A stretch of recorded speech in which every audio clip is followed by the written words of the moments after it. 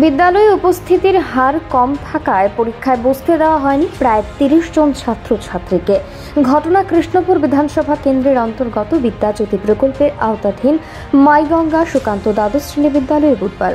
বিদ্যালয়ের উদ্যোগে ব্যাপক ইতিবাচক সাড়া পরিলক্ষিত হয় গোটা রাজ্যে।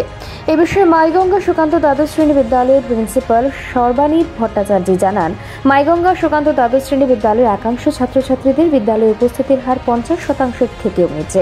যে সকল ছাত্রছাত্রীদের উপস্থিতির হার 50% থেকেও নিচে রয়েছে তাদেরকে বুধবার থেকে শুরু হওয়া PT2 পরীক্ষায় বসতে দেয়নি বিদ্যালয় কর্তৃপক্ষ। এই ঘটনার পরিপ্রেক্ষিতে সমাজের শুভবুদ্ধি সম্পন্ন মহল থেকে প্রতিক্রিয়া আসছে যে হয়তো এই প্রথমবার খোয়াই জেলার কোনো বিদ্যালয়ের ছাত্রছাত্রীদের বিদ্যালয়ে উপস্থিতির হার কম থাকায় আগামী দিনে ছাত্রছাত্রীদের ভালো ভবিষ্যতের কথা চিন্তা করে এই ধরনের সুউদ্যোগ গ্রহণ করেছে। সব মিলিয়ে মাইগঙ্গা সুকান্ত দ্বাদশ শ্রেণী বিদ্যালয়ের এই গঠনমূলক ভূমিকায় ভিন্ন মহল থেকে ব্যাপক প্রশংসা কুড়িয়েছে বিদ্যালয় কর্তৃপক্ষ।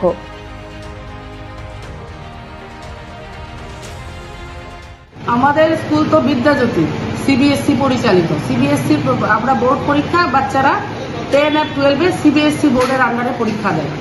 CBSE বোর্ডের নিয়ম অনুযায়ী 75 দিন উপস্থিতি বাধ্যতামূলক।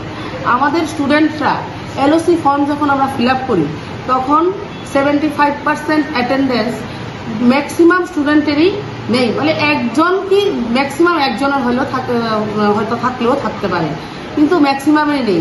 সেই কারণে ডিপার্টমেন্টের গাইডলাইন অনুযায়ী আমরা SMC মিটিং করি।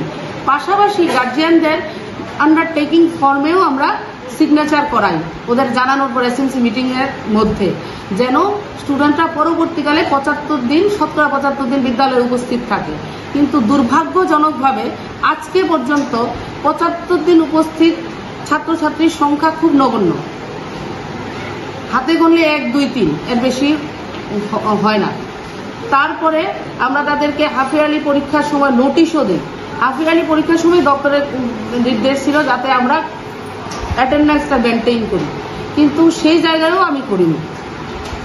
তাদেরকে বারবার প্রেয়ার মিটে টিচারদের মাধ্যমে সবার মাধ্যমে এই বার্তাটা দেওয়ার চেষ্টা করেছেন যে তারা যাতে বিদ্যালয়ে উপস্থিত থাকে।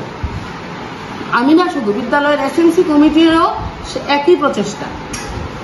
তারপরও নোটিশ দেওয়া, এত ওয়ার্ন করার পরও ছাত্রছাত্রীরা শতকরা 50 দিন উপস্থিতি আমরা পাইনি।